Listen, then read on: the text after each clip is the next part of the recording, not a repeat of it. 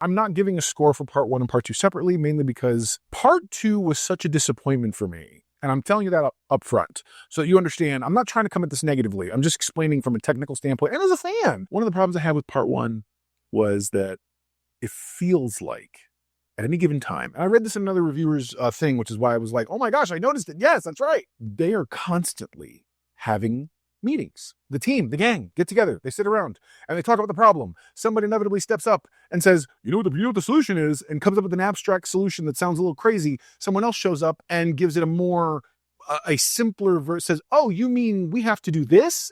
Explain it simpler, and the team goes off and does it. That's it.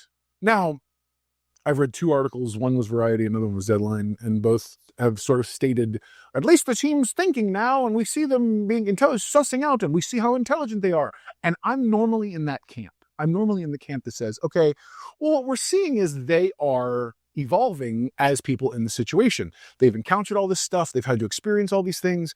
They know now the lay of the land. They know the lay of the land enough that to them, sorting through those thoughts these aren't leaps. I'm able to go with you. I normally live there. This I felt a little different about.